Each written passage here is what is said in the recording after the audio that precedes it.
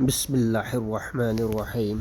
حضرت سیدنا عمر فاروق رضی اللہ عنہ فرماتے ہیں کہ حضور اکرم صلی اللہ علیہ وآلہ وسلم نے فرمایا کہ جس شخص کی ہجرت اللہ کے لیے خالص ہو تو اس کی ہجرت اللہ کے لیے ہوگی، تو جس انسان کی ہجرت کسی دوسرے انسان مطلب کہ کسی عورت سے نکاح کی ہو تو اس کی ہجرت وہ عورت کی نگاہ کے لیے ہی ہوگی بس۔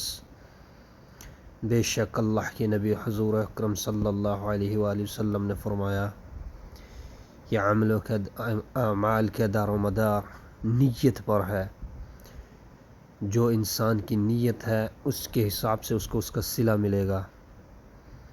تو پیارے دوستو، اپنی نیت کو صاف اور پاک کر لیں۔ جزاک اللہ خیر۔